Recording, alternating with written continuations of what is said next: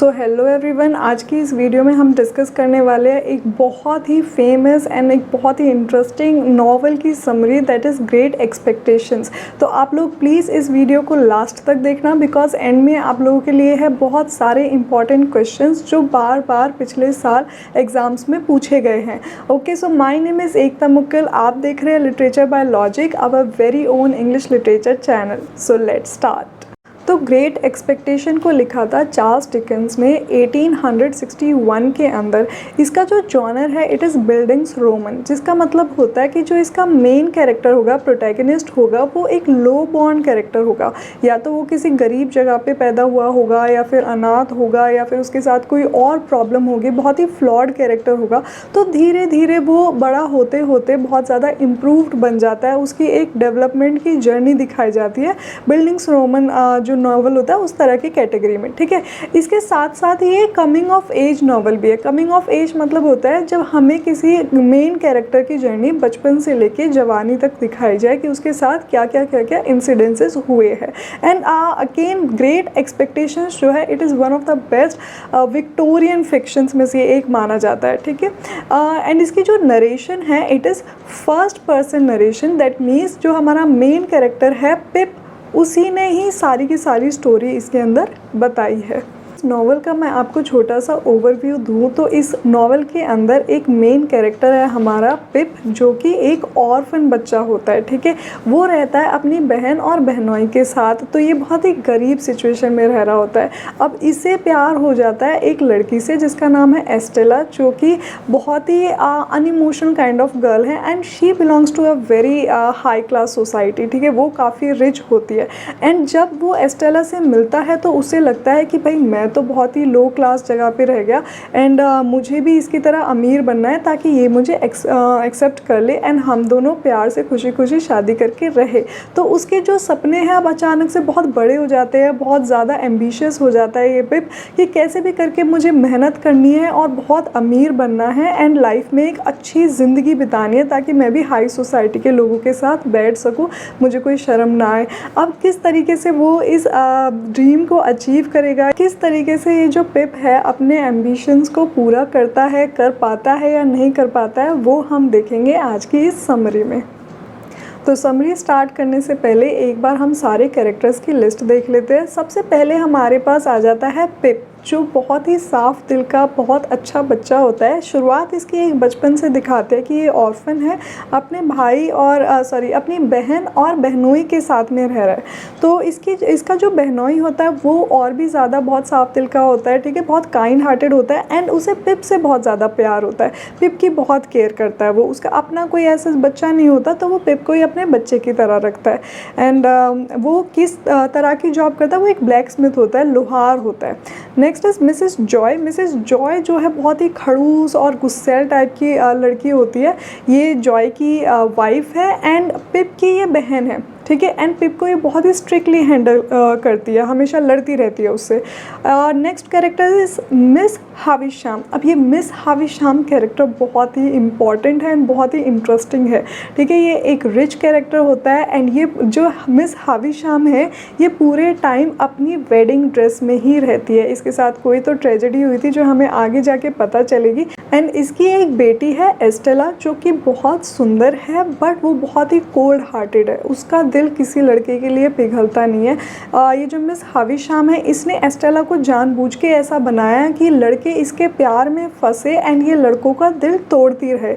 अब ऐसा क्यों है ये भी हमें आगे समरी में जाके पता चलेगा। Next character is Magwitch. Magwitch जो है इसका भी बहुत इम्पॉर्टेंट रोल आएगा हमारे नॉवल के अंदर। ये पहले तो एक तरह का क्रिमिनल बन के पिप को मिलेगा एंड बाद में हमें खुलासा होगा कि ये जो पिप है उसका एक बहुत ही बड़ा बेनिफैक्टर बनेगा। ठीक है, बेनिफैक्टर मतलब उसका बहुत ही बड़ा सपोर्टर होगा। Next is mister Jaeger's. Jaeger's जो है एक लॉयर है एंड ये एक तरह से जब पिप लंदन जाएगा तो वहाँ पे पिप का गार्जियन बन के रहता है। हालांकि main financial financial support mister Jaeger's नहीं करते, वो कोई और करता है जो कि हमें पता चलेगा, बट मिस्टर जैगर्स लंदन में पिप को बहुत सपोर्ट करेंगे। Next is Matthew pocket. ये एक ट्यूटर होते हैं जो पिप को पढ़ाने आते हैं एंड नॉट उसके घर पे लंदन में, ठीक है। एंड ये हावी शाम के कज़न भी होते हैं, मिस हावी शाम जो है उनके कज़न होते हैं। Next is Herbert pocket. Herbert pocket Matthew pocket का बेटा है एंड ये लंदन में पिप का फ्रेंड बन जाता है। Next is bidi. बिडी एक गरीब लड़की है, ये भी ऑर्फन है एंड जो मिसेस जो है एंड जो उनके घर पे आके ये रहने लग जाती है, not as a servant, as a helper, more of a helper. And ये अच्छी पढ़ी लिखी है, इसने पढ़ाई की अहमियत बहुत समझती है, तो ये पिप की भी हेल्प करती है पढ़ाई में। Next character is Compeyson. Compeyson वो इंसान है जिसका मैगविच से एक बार झगड़ा होता है एंड ये किसी तरीके से मिस हाविशाम से भी लिंक्ड है। अब आपको ये जो कैरेक्टर्स थोड़े अभी कंफ्यूजिंग लग सकते हैं, ये आपको पूरी समरी समझने के बाद ज़्यादा अच्छे से समझ में आएंगे कि किसका एग्जैक्टली क्या रोल है एंड वो इस नॉवल के अंदर क्या कर रहे हैं। Next is mister Pumblechook. Pumblechook वो इंसान है जो बहुत ही खुद को अहमियत ज़्यादा देते हैं एंड खुद में अपनी वाहवाही मारते रहते हैं एंड ये पिप को मिस हाविशाम से मिलवाते हैं। बस इनका मेन पूरे नॉवल में यही एकलौता रोल है।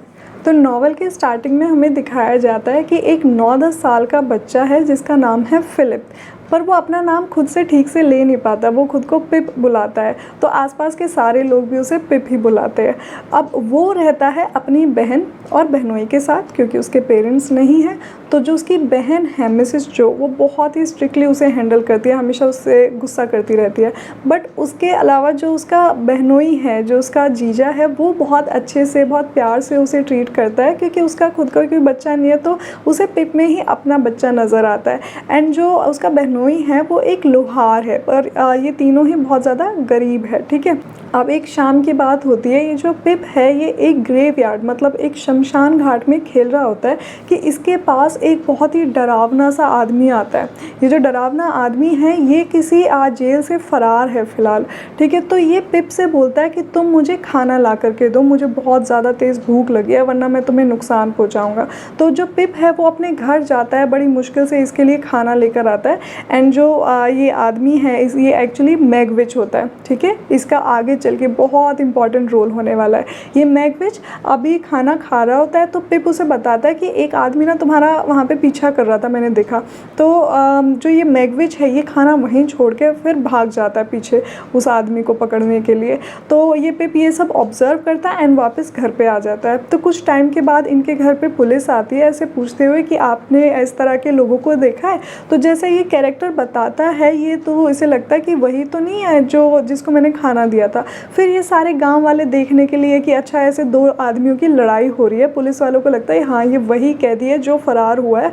तो ये सारे गांव वाले भी वहाँ पहुँच जाते हैं एंड पिप भी वहाँ पे पहुँच जाता है देखने के लिए कि कौन है ये जो लड़ाई कर रहा है। तो यहाँ पे दो आदमियों की लड़ाई हो रही होती है, इसमें से एक तो मैगविच होता है और एक होता है कॉम्पिसन, ठीक है। अब कॉम्पिसन का भी आगे चल के एक इम्पॉर्टेंट रोल आएगा जो मैं आपको आगे बताऊंगी। याद रखना यहाँ पे कौन कौन फाइट कर रहा है, मैगविच एंड कॉम्पिसन, और ये इन दोनों को देखा है पिप ने, ठीक है। अब ये इंसिडेंस हो जाता है कुछ दिनों के बाद, इनके घर आता है मिस्टर पम्बलचुक।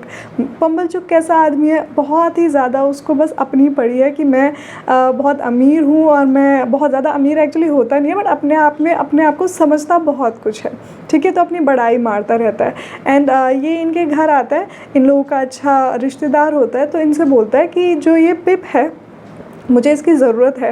एक घर है बहुत ही अमीर घर, वहाँ पे एक लेडी है मिस हाविशाम नाम की, उसे चाहिए एक छोटे बच्चे की ज़रूरत है कि वो उसकी बेटी के साथ खेल ले। उसकी बेटी भी ऐसी 9-10 साल की है।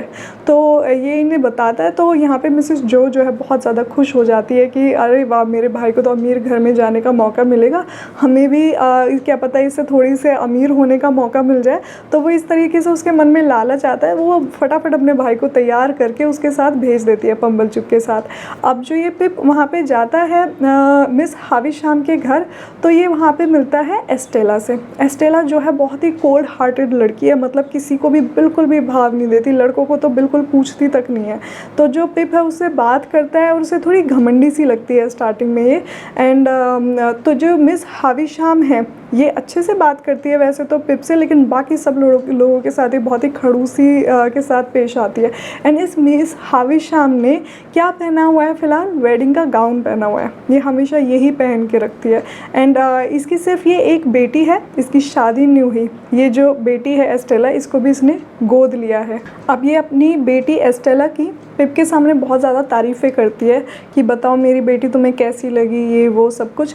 तो जो पिप है वो बोलता है कि मुझे ठीक लगी पर थोड़ी घमंडी थी, अपने पैसे वैसों को लेके घमंडी थी काफ़ी। एंड वो ऑनेस्टली बता देता है। एंड ऐसे ही काफ़ी सारा टाइम बीत जाता है। जो पिप है वो धीरे धीरे एस्टेला के प्यार में पड़ जाता है, क्योंकि वो रेगुलर बेसिस पे इनके घर आने लग जाता है, ये दोनों आपस में खेलते हैं। बट एस्टेला की तरफ से इसको कोई भी साइन नहीं दिया जाता। एस्टेला बहुत कोल्ड हार्टेड होती है, वो बिल्कुल भी पिप को भाव नहीं देती कि हाँ मेरे दिल में 1% भी तेरे लिए कोई फीलिंग्स है। एंड दूसरी तरफ जो पिप है अब वो प्यार में सीरियस होता जा रहा है, बट वो एक और चीज़ रियलाइज़ करता है कि जो एस्टेला का बिहेवियर है उसके साथ वो बहुत ही हार्श भी है, क्योंकि जो पिप है उसका जो स्टैंडर्ड है वो बहुत ही लो है, क्योंकि वो सच उनकी सोसाइटी के बिल्कुल भी बराबर का है नहीं। तो यहाँ पे पिप अपने आप को हीन भावना से देखता है कि यार मुझे भी अमीर होना है, मुझे भी इन लोगों की तरह ऐशो आराम की ज़िंदगी चाहिए और मैं एस्टेला से ही शादी करूँगा, मुझे ये बहुत पसंद है। तो अब उसके मन में एम्बिशंस होने शुरू हो जाते हैं। वो एक तरह से अपने लिए ग्रेट एक्सपेक्टेशंस बनाने लग जाता है कि मैं भी 100% लाइफ में इतना सक्सेसफुल होऊंगा कि मेरी लाइफ भी इन लोगों की तरह ही बहुत ज़्यादा अच्छी हो जाएगी। तो अब यहाँ से उसकी जो एक जर्नी है कि किस तरीके से वो उस ड्रीम को अचीव करेगा वो शुरू होने वाली है। अब पिप जो है बहुत ही ज़्यादा पागल हो जाता है सक्सेस के पीछे कि कैसे भी करके उसे बड़ा आदमी बनना है। तो वो चाहता है कि कोई ना कोई उसे अच्छे से पढ़ाई करवा दे, वो एजुकेशन की वैल्यू समझता है। अब उसके भाई, उसकी बहन और बहनोई को तो पढ़ना लिखना नहीं आता था, तो उसके घर के पास ही एक लड़की रहती है बिडी नाम की, जो कि वो भी ऑर्फन है। एंड वो बहुत अच्छे दिल की है, बहुत अच्छे से इसको ट्रीट करती है, ट्रीट मतलब उससे प्यार ही करती है। एक्चुअली बिडी मनी मन पिप को पसंद करती होती है। तो वो बिडी को बोलता है कि बिडी तुम मुझे पढ़ाओ और मुझे बहुत मेहनत करनी है, तुम जो भी मुझे पढ़ने के लिए बोलोगी मैं वो सब कुछ पढ़ लूँगा। तो बिडी उसे पढ़ाना शुरू कर देती है, वो भी मेहनत के साथ पढ़ाई शुरू कर देता है। पर क्योंकि बिडी भी बहुत ज़्यादा ऐसे बड़ी बच्ची नहीं होती, छोटी ही होती है, उसकी उम्र की होती है, जितना उसे आता है वही उसे सिखा पाती है। तो ऐसे कुछ टाइम बीतता है, फिर एक दिन पता चलता है कि किसी ने मिसेस जो के सर पे, जो ये पिप की बहन है, उसके सर पे तेज़दार वार करके उसका सर डैमेज कर दिया। तो जो ये मिसेस जो है अब वो थोड़ी पागल सी हो चुकी है एंड अपना दिमागी संतुलन खो दिया है उसने, एंड बेड रेस्ट पे ही रहती है ज़्यादातर टाइम। तो वो जो बिडी थी ना, अब वो इनके घर आके ही रहने लग गई है, एक तरह से हाउस होल्ड हेल्पर की तरह। ठीक है, फिर एक दिन पिप के घर आते हैं मिस्टर जैगर्स, जो कि बताते हैं कि तुम्हारे लिए ना किसी ने बहुत ज़्यादा बड़ी अमाउंट छोड़ी है मनी की, इसलिए ताकि तुम लंदन जाके पढ़ाई कर सको, वहाँ जाके एक जेंटलमैन बन सको। अब जैसे ही पिप को ये पता चलता है कि वो तो उसका खुशी का मारे ठिकाना नहीं रहता, बहुत खुश हो जाता है। उसके आसपास भी सारे लोग खुश होते हैं, बिडी जो मिसेस जो सब बहुत खुश होते हैं। तो पिप को लगता है ये ज़रूर मिस हाविशाम ने किया होगा ताकि वो मुझे रेडी कर दे एस्टेला के लिए, अपनी बेटी के लिए। वो मनी मन मुझे वाकई में पसंद करती है और मुझसे बहुत प्यार करती है। तो ऐसे सोच के वो खुश होता है एंड इसी के साथ साथ वो लंदन चला जाता है। वहाँ पे उसका एक दोस्त बनता है हर्बर्ट नाम का, जिसके साथ वो बहुत ज़्यादा मौज मस्ती करता है, पैसे उड़ाता है एंड काफ़ी ज़्यादा टाइम वेस्ट भी करते हैं ये दोनों। ठीक है, एंड जब भी लंदन से वहाँ इसके पुराने जो गांव है वहाँ से कोई आने के लिए आता है, इससे मिलने के लिए आता है, तो ये उसे भाव नहीं देता। एक बार मिस्टर जो मिलने आते हैं इससे बहुत दिल से कि भाई मैंने पिप का इतना ध्यान रखा है, इतना सोचा है उसके बारे में, हमेशा उसके लिए इतना किया है। तो जब मिस्टर जो आता है यहाँ पे तो पिप को बड़ी शर्म आती है कि ये जो मेरा जीजा है ये तो बड़ा गवार है, ये तो मेरी बेइज्जती करवा देगा, मेरे अब जो नए दोस्त बने हैं, जो हाई सोसाइटी के दोस्त हैं, उनके सामने मैं क्या मुंह दिखाऊंगा कि मेरा ये रिलेटिव इस तरह का है। तो वो उसे बिल्कुल भी तवज्जो नहीं देता। और मिस्टर जो को भी ये सारी चीज़ें फ़ील हो जाती है कि पिप मुझे किस तरीके से अभी ट्रीट कर रहा है। तो मिस्टर जो बस उसे ये बोलता है कि मेरे पास तुम्हारे लिए एक मैसेज है। एस्टेला वापस आ गई है, जो एस्टेला को उसकी माँ ने भेज दिया था फ्रांस पढ़ाई करने के लिए, अब वो वापस आ गई है। तो जैसे ही पिप को ये पता चलता है कि एस्टेला वापस आई है, तो वो भागा भागा वापस अपने वहीं गाँव जाता है एस्टेला से मिलने के लिए। बट एस्टेला उससे मिलती ही नहीं है, थोड़े टाइम के लिए शायद मिलती है एंड उसे भाव दोबारा से नहीं देती, एंड वो वैसे ही निराश होकर डायरेक्ट वापस चला जाता है अपने घर, अपनी बहन और बहनोई से और बीडी से मिलने नहीं जाता। सो दिस शोज़ कि किस तरीके से उसके कैरेक्टर में एक बार नेगेटिव चेंज भी आता है, वो अपने लोगों को ही अच्छे से ट्रीट करना भूल गया। अब जो ये पिप वापस लंदन जाता है, तो अभी तक भी इसको पता नहीं है कि लंदन में इसकी पढ़ाई को कौन सपोर्ट कर रहा है। ये कई बार मिस्टर जैगर से पूछने की कोशिश करता है, जो वैसे पिप का सारा ध्यान रखते हैं, लेकिन फाइनेंशियली वो सपोर्ट नहीं कर रहे हैं पिप को। तो पिप को अभी तक नहीं पता है कि कौन है जो मुझे एक्चुअली सपोर्ट कर रहा है। वो मन ही मन सोचता है मिस हाविशाम ही होंगी पक्का। तो एक बार फिर से पिप से वही इंसान टकराता है जो स्टार्टिंग में जिसने हेल्प मांगी थी पिप से कि मुझे खाना ला के दो, वही मैगविच।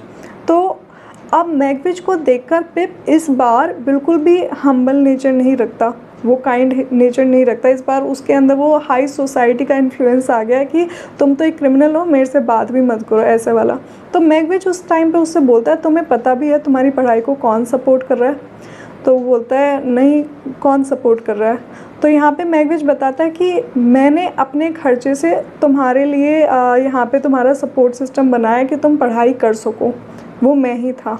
मैं ऑस्ट्रेलिया गया था, वहाँ पे मैंने ट्रेड वगैरह किया, वहाँ पे जितने भी मैंने पैसे अर्न किए ज़्यादा से ज़्यादा मैंने तुम्हारे ऊपर खर्चा करने का सोचा, क्योंकि उस टाइम पे जब मैं भूखा था तो तुमने मेरी मदद करी थी, तो मुझे वो पे बैक करना था कैसे भी करके।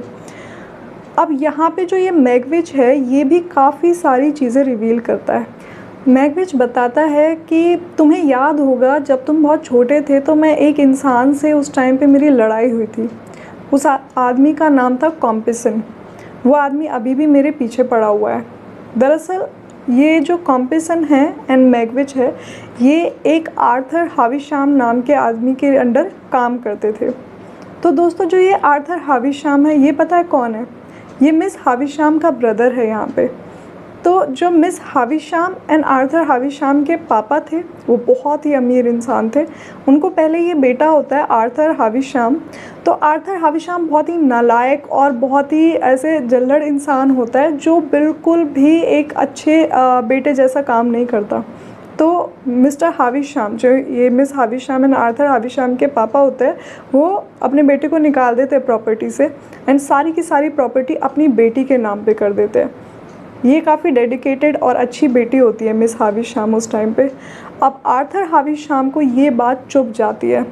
उसके पास जितने भी पैसे होते हैं, वो पहले ही गुंडों की तरह तो बिहेव करता ही था, तो वो जितने भी उसके पास बचे हुए पैसे होते हैं उससे अपनी पूरी एक गैंग बना लेता है एंड उसमें हायर करता है इन दो लोगों को, मैगविच को एंड कॉम्पिसन को।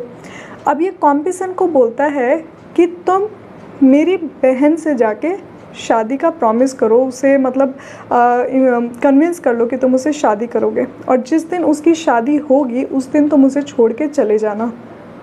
अब ये इंसिडेंस एक्चुअल में होता है जब मिस हाविशाम के साथ, तो उसका दिल टूट जाता है एंड उस दिन से लेके अब तक वो अभी भी उसी वेडिंग ड्रेस में होती है एंड उसके सामने जितने भी जो आदमी होते हैं वो उनसे नफ़रत करने लग जाती है एंड वो सोचती है कि मैं अपनी बेटी के थ्रू सारे आदमियों से बदला लूँगी। एंड ये वही कॉम्पिसन है जिसका मैगविच से झगड़ा हुआ होता है, ठीक है।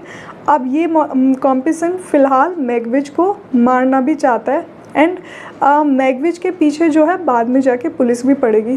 तो जो अभी पिप है उसे मैगविच का सपोर्ट भी करना है कि भाई उसे पता है चाहे ये क्रिमिनल है पर इसने मुझे फाइनेंशियली सपोर्ट किया है ताकि मेरी पढ़ाई यहाँ पे लंदन में अच्छे से हो सके।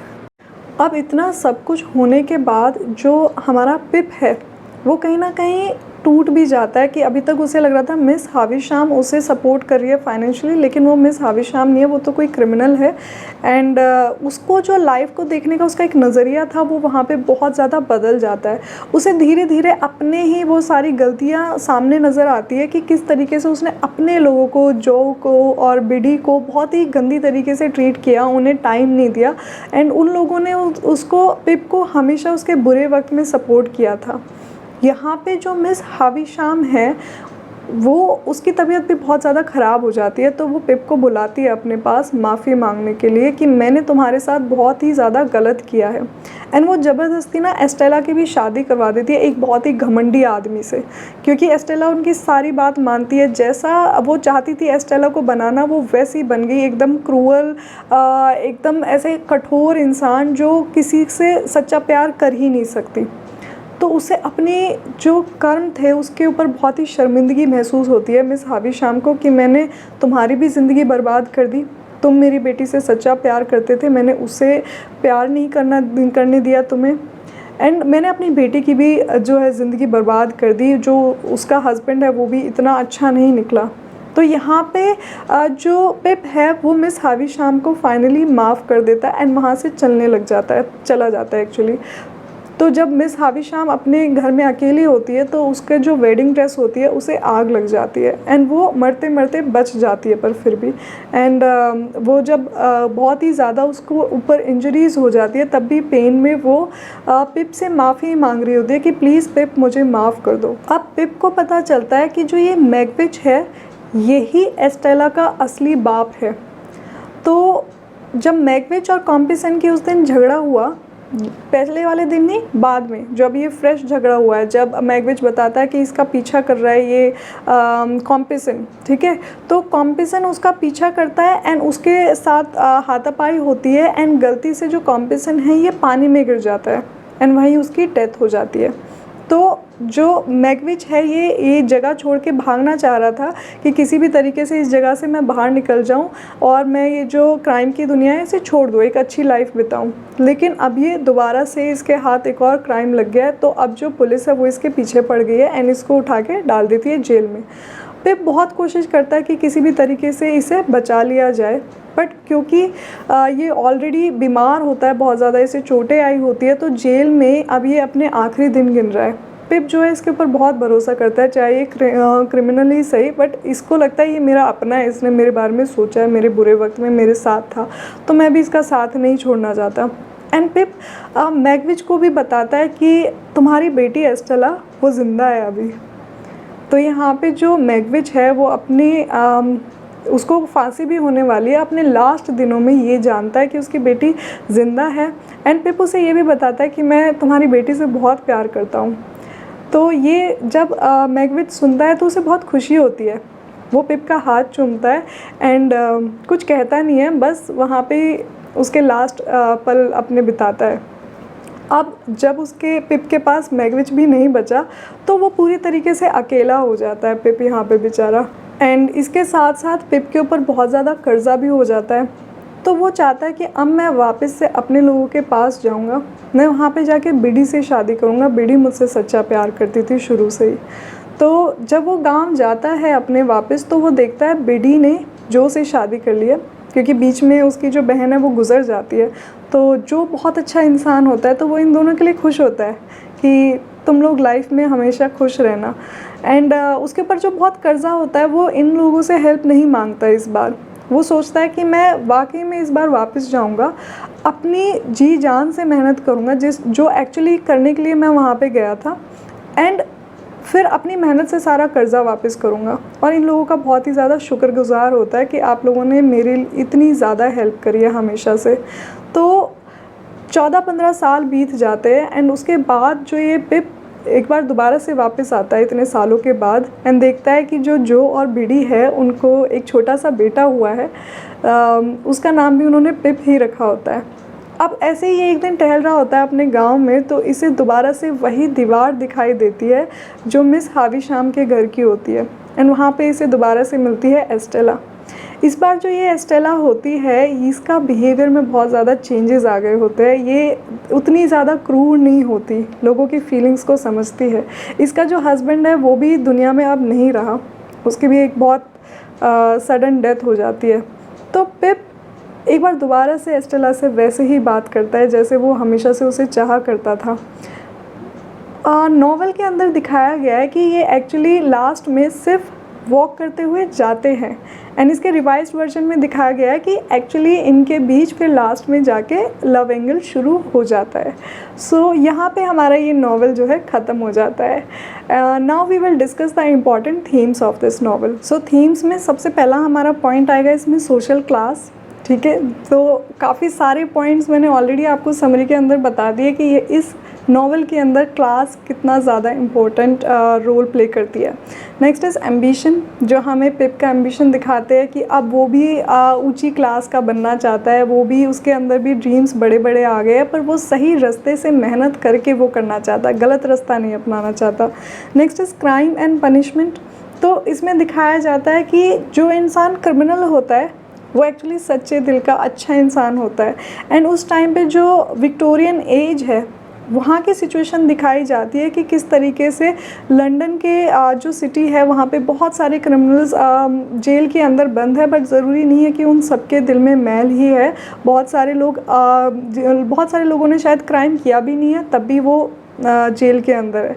तो क्राइम एंड पनिशमेंट की इसमें बात हुई है नॉवल में। Next is love, rejection and emotional cruelty. जो मिस हाविशाम हैं वो अपनी बेटी को बहुत ही रोबोट की तरह पालती है कि तेरे अंदर बिल्कुल भी फीलिंग्स नहीं होनी चाहिए किसी के लिए। और जो पिप है दूसरी तरफ वो एस्टेला से सच्चा प्यार करता है, रिजेक्ट होता है, बार बार रिजेक्ट होता है, पर उससे प्यार करना नहीं छोड़ता। Next is personal growth and moral. ये भी इस नॉवल का सबसे इम्पॉर्टेंट पॉइंट है। जो हमारा मेन हीरो है वो धीरे धीरे धीरे ग्रो करता है, उसके साथ बहुत सारे इंसिडेंसेस होते हैं लाइफ में, बहुत सारे ट्विस्ट एंड टर्न्स आते हैं, एंड लास्ट में आके उसे लाइफ काफ़ी ज़्यादा अपनी सॉर्टेड बनाता है बहुत मेहनत करने के बाद। Next is appearances versus reality. तो जो इंसान जैसा दिख रहा है वो वैसा क्यों है, उसके पीछे भी कुछ ना कुछ वजह होती है। जैसे मिस हाविशाम, जो उनके साथ वो इंसिडेंस होता है कि शादी के दिन ही उसका हस्बैंड उसे छोड़ के चला जाता है शादी किए बिना ही, वो उनके दिमाग में किस तरह से इमेज क्रिएट करता है कि वो अब सारे आदमियों से ही नफ़रत करने लग जाती है। ठीक है, एंड वो हर आदमी में वही गुनहगार देखती है कि हर आदमी ऐसा ही है जो औरत का दिल तोड़ने वाला है। तो यहाँ पे रियलिटी बताइए कि वो वैसे तो कितनी क्रूअल होती है, लेकिन उसके पीछे का कुछ रीज़न भी है। सेम ऐसे जो बाकी के कैरेक्टर्स होते हैं इसके अंदर, जैसे पंबलचूक हो गया, वो बहुत ही पॉम्पस इंसान होता है, अपने मुंह से अपनी बड़ाई करने वालों में से होता है। मैगविच जो क्रिमिनल होता है उसकी सच्चाई कुछ और होती है। अपीयर वो एज ए क्रिमिनल होता है नॉवल के अंदर, लेकिन वो कितना काइंड हार्टेड होता है कि सामने से नहीं आके अपनी हेल्प करता, पीठ पीछे से अपना उस हेल्पर की हेल्प करता है जिसने कभी बहुत टाइम पहले सिर्फ उसे 2 रोटी खिलाई हुई थी। तो बहुत प्यारा नॉवल है, बहुत सारी चीज़ें सिखाता है, लाइफ के बारे में बताता है। Now we will discuss the important questions related to this novel. So our first question is, comment on the theme of self improvement in Great Expectations. इसमें बिल्डिंग्स रोमन अगर आपको वर्ड दिख जाए तो भी आपको सेम आंसर लिखना है, क्योंकि बिल्डिंग रोमन्स में भी यही होता है कि हमारा जो लो बॉर्न हीरो होगा वो धीरे धीरे कैसे इम्प्रूव करते करते सक्सेस पा लेता है। In reference to its title, तो जो टाइटल है वो भी हमारा क्या है इसमें, ग्रेट एक्सपेक्टेशंस, की मतलब अपनी उम्मीदें ही खुद से ज़्यादा बड़ी करो। ठीक है, तो ये टाइटल बिल्कुल एप्ट है। जो पिप है वो हमेशा से ज़्यादा एक्सपेक्टेशंस अपने लिए बना के चलता रहा कि भाई मुझे किस तरीके से हमेशा वेल्दी बनना है, लाइफ में सक्सेस पानी है, ताकि मैं एस्टेला का दिल जीत सकूं और ख़ुद भी बहुत ज़्यादा अमीर इंसान हो जाऊं, ताकि मैं हाई सोसाइटी हाई क्लास लोगों के साथ बैठ सकूं।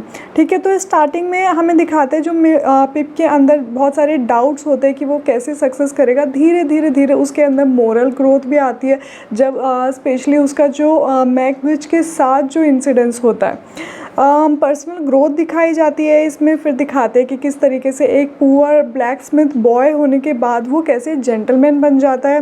एंड स्टार्टिंग में ये ग्रेट एक्सपेक्टेशंस का इस नॉवल के अंदर दिखाते हैं कि पिप के लिए मीनिंग है कि ज़्यादा से ज़्यादा वेल्थ एक्वायर करो और अपना स्टेटस बनाओ, बट धीरे धीरे बाद में उसके लिए ही ये ग्रेट एक्सपेक्टेशंस का मीनिंग चेंज होकर किस में आ जाता है कि सिर्फ उसे एस्टेला का दिल जीतना है कैसे भी करके। एंड पिप की जो है खुद की सेल्फ इम्प्रूवमेंट दिखाई है कि कैसे वो स्टार्टिंग में सिर्फ और सिर्फ सुपरफिशियल होती है, ठीक है, कि जब वो लंदन चला जाता है उसको प्रॉपर लाइफ मौका देती है कि तुम इम्प्रूव करो, तो उस टाइम पे भी वो उससे टाइम वेस्ट करने में वो टाइम बिता देता है। फिर जब वो मैगविच के साथ उसका रिविलेशन होता है कि मैगविच ही है जो उसका बेनिफैक्टर है, जो उसके लिए पीछे से पे कर रहा है, तो उसको अपनी वैल्यूज़ के ऊपर वो ओवर थिंक करता है, दोबारा से रीथिंक करता है कि मेरी जो वैल्यूज़ है वो कहाँ स्टैंड करती है। एंड वो काइंडनेस, लॉयल्टी, इंटीग्रिटी इन सबको ज़्यादा वैल्यू देता है फिर धीरे धीरे वेल्थ के ऊपर। एंड जब वो मैगविच की केयर करता है, जब मैगविच को ज़रूरत होती है, तो वो एक तरह से अपने आप को रिडीम कर लेता है, जो उसकी सारी गलतियाँ होती है उससे अपने आप को धो लेता है सारी गलतियाँ एक तरह से। And the last one is कि मटेरियल एम्बिशंस को छोड़ करके अब वो स्पिरिचुअलिटी की तरफ ज़्यादा उसको वैल्यू करता है, यही उसकी पर्सनल ग्रोथ होती है। पर्सनल ग्रोथ का मतलब हमेशा ये नहीं होता कि आप पैसों से बहुत ज़्यादा अमीर बन गए हो, आपने बहुत हाई सोसाइटी, हाई क्लास लोगों के साथ आपने रिश्ते बना लिए तो ये आपके लिए ग्रोथ हो गई, नहीं। पिप के कैरेक्टर से हमें दिखाया जाता है कि जब वो एक्चुअली उस जगह पे पहुंच जाता है तो वो मॉरली डिग्रेड भी हो जाता है, क्योंकि अपने जो लोग जिन्होंने उसका मुश्किल वक्त में साथ दिया था, बिडी हो गई, जो हो गया, तो उन लोगों को तो वो भूल जाता है उस टाइम पे। लेकिन जब वो दोबारा से हम्बल बनता है, जब वो रियलाइज़ करता है कि इन लोगों का साथ ही मेरी लाइफ में सबसे ज़्यादा इंपॉर्टेंट था एंड इनको मैंने छोड़ दिया, तो उसे अपनी गलती का रियलाइजेशन होता है जो वो बाद में जाके सुधारता है। Next question is analyse the juxtaposition of crime and respectability in great expectations. देखो जो ये वर्ड जक्सटापोजिशन है ना, इसका मतलब होता है कि दो अपोजिट आइडियाज़ को आप एक साथ रख दो।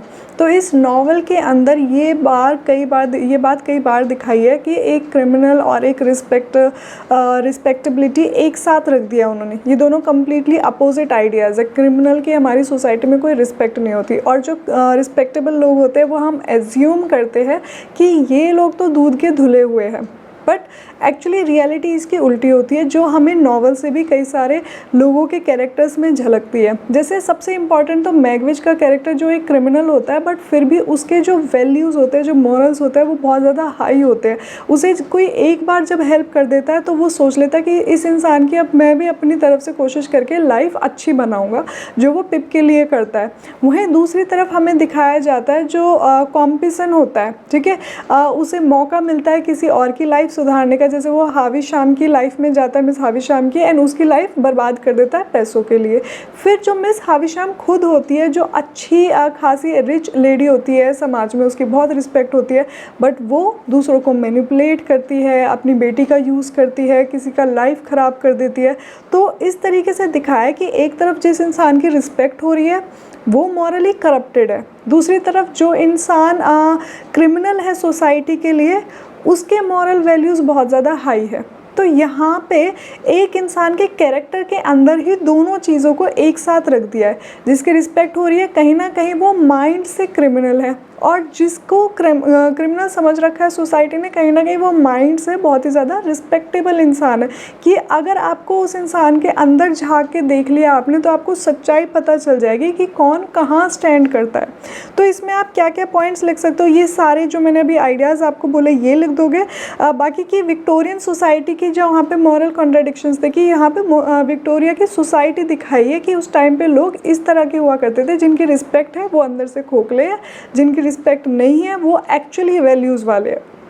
एंड कॉम्पिसन एंड मिसेस हाविशाम का आप यहाँ पे एग्जांपल दे सकते हो। फिर जो मिस्टर जैगर्स है वो भी दिखाया है कि किस तरीके से पैसे के लिए हमेशा अपने मॉरल्स को कॉम्प्रोमाइज़ करता रहता है।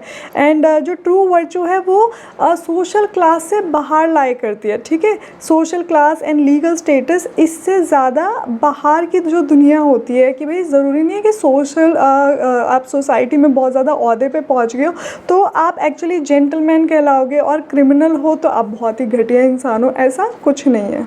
Next question is, in what way does great expectations exemplify the upward mobility of mid Victorian society. तो जो विक्टोरियन एज था उस टाइम पे लोग कैसे हमेशा ऊपर की स्टेटस, ऊपर की क्लास में एंटर करने के लिए एफर्ट्स किया करते थे, ये इस नॉवल में किस तरीके से दिखाया है मिड विक्टोरियन एज के हिसाब से। ठीक है, तो सबसे पहले तो हम बोल सकते हैं कि हमेशा उस टाइम पे जो विक्टोरियन एज था वहाँ पे सेल्फ मेड लोग ज़्यादा ऊपर जाएंगे। ठीक है, self made success, class mobility, ये दिखाई गई है हमारे नॉवल में कि ये सेम चीज़ जो है विक्टोरियन एज में भी होती है।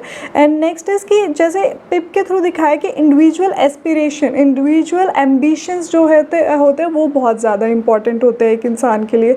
And next is elite manners आपको सीखने पड़ेंगे। जब पिप को मौका मिलता है, उसको कोई पीछे से सपोर्ट करता है, तो सबसे पहले उसे लगता है कि अब मुझे कोई शहर के हिसाब से रहना सहना सिखा दो, क्योंकि मैं तो गांव से आया हूँ, तो मैं गंवार हूँ, तो मैं इन लोगों के लायक नहीं हूँ। तो मतलब अगर आपने एलीट मैनर्स सीख लिए तो आपके पास अपॉर्चुनिटीज़ चल कर आएंगी। नेक्स्ट इज जो हर्बर्ट पॉकेट होता है वो हमेशा मेहनत में लगा रहता है कि किसी भी तरीके से मैं मेहनत करके फाइनेंशियली ग्रो कर जाऊँ। तो दिखाते हैं कि मेरिट बेस्ड प्रोग्रेस होती है। ठीक है, उस टाइम पे आपको अगर ऊपर की क्लास में पहुंचना है, अपना स्टेटस इंक्रीज करना है, तो you have to do hard work. And next Dickens जो है एक्चुअली इस सारे सेटअप को ना क्रिटिसाइज़ करते हैं कि आप चाहे हाई क्लास में पहुंच भी जाओ, बहुत ज़्यादा मेहनत कर भी लो, लेकिन अगर आप मॉरली करप्टेड हो तो उन सब का फ़ायदा क्या है। जैसे पिप जो है जब एक्चुअली लंदन पहुंच जाता है, उसे मौका मिलता है, तो वो अपने ही लोग जो उसका साथ देते बुरे वक्त में उनको भूल जाता है, उनके साथ बदतमीज़ी से पेश आता है। एंड लास्ट में वो जो पूरी नॉवल है वो सजेस्ट करती है कि जितनी भी ट्रू वर्थ है वो ना कैरेक्टर की ज़्यादा होनी चाहिए इंस्टेड ऑफ जो आपके पास वेल्थ है। ठीक है, तो ये हम एक पॉइंट इम्पॉर्टेंट मेंशन कर सकते हैं कि ये जो नॉवल है ये किस चीज़ के ऊपर कमेंट करती है कि इंसान का कैरेक्टर हमेशा ऊपर होना चाहिए जितना भी उसकी सोसाइटी में जो status. Next question is, identify the fairy tale elements in great expectations and discuss how they impact the narrative. तो फेरी टेल एलिमेंट्स क्या होते हैं, जो एक तरह से हमारे ख्याली पुलाव होते हैं, जो सपनों में ज़्यादातर आ सकते हैं, है ना, जो हम अपने खुद की कहानियाँ बनाते हैं कि एक बहुत ही गरीब सा इंसान है, जैसे इसमें पुअर ऑर्फन पिप है, फिर मिस्टीरियसली उसे कोई बहुत अच्छा सपोर्टर मिल जाता है। तो ये सारी कहानियों में होता है। ठीक है, ज़्यादातर रियल लाइफ में ऐसा नहीं होगा कि आपको बैक साइड से कोई ना कोई सपोर्टर मिल जाएगा किसी भी तरीके से। एंड फिर इसमें एक बहुत ही ब्यूटीफुल सी प्रिंसेस को दिखाया जाता है, बट वो बहुत कोल्ड हार्टेड होती है। नेक्स्ट फिर वो बड़ा अजीब सा घर दिखाएंगे, जैसे पिछले ज़माने में सिंड्रेला का घर ऐसे हुआ करता था, जो कहानियों में हम बोलते थे ना फेरी टेल्स में। एंड उसमें एक बहुत ही विचित्र सी औरत रहती है जो हमारी मिसेस हाविशाम, इसमें मिस हाविशाम हो जाती है। एंड एक तरह से रैग्स टू रिचेस की स्टोरी है। ठीक है, एंड मैजिकल एटमॉस्फेयर इसके अंदर दिखाया गया है। फिर जो पिप है उसकी बहुत ही नाइव सी फैंटेसीज़ हैं, मतलब जो बचकानी आपकी फैंटेसीज़ होती है ना कि मुझे ये मिल जाए, मुझे वो मिल जाए, मैं ऐसा बन जाऊँ, मैं सोसाइटी में बहुत ज़्यादा कदर हो जाए।